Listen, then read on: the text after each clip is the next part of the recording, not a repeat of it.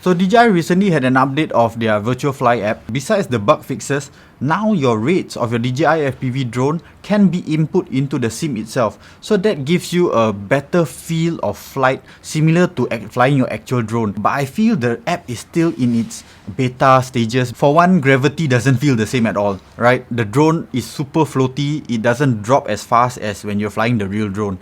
And one other thing, where is the Android version? I am by no means at any level an app developer, and I understand that it takes a while to create the software. But come on DJI, it's been a few weeks, months even, that the drone has been out and the app is still not ready. I'm sorry DJI, I need to get Android pilots up in the sky.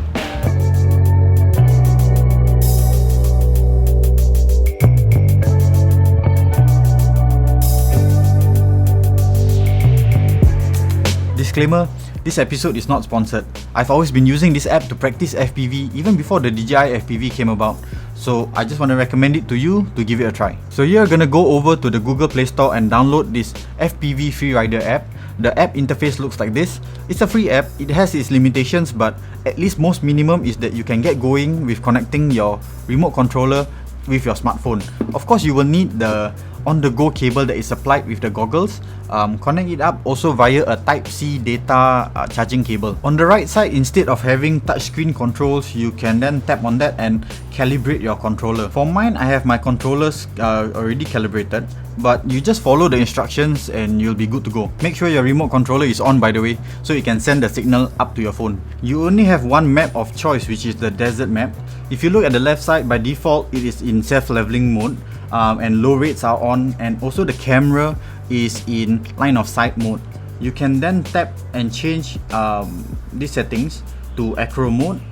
High rates is fine, it's not really that high anyways for as the demo version. And then the camera, you can be in FPV mode.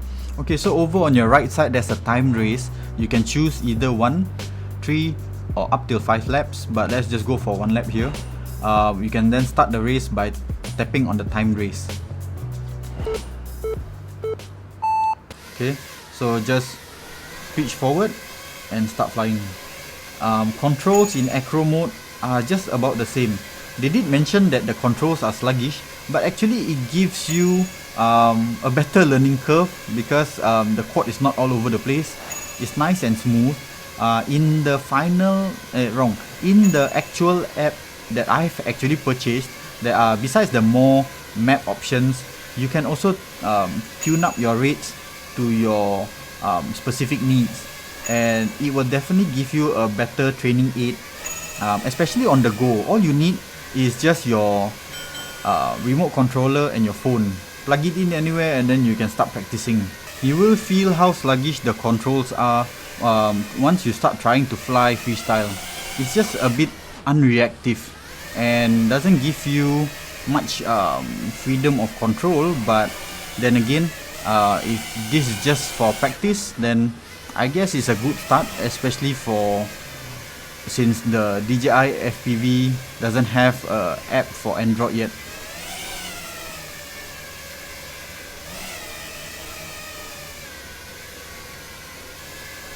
One thing about this demo is that it has a time limit before it cuts off.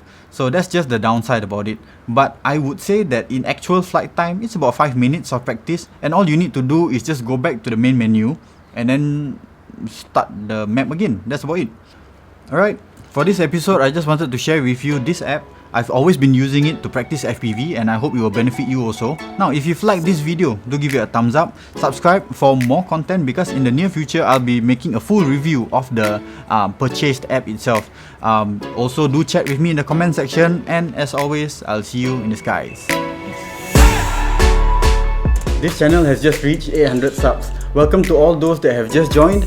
So here's us wishing everyone a Selamat Hari Raya, Aidilfitri, Maaf Zahir dan Batin. See you in the next one.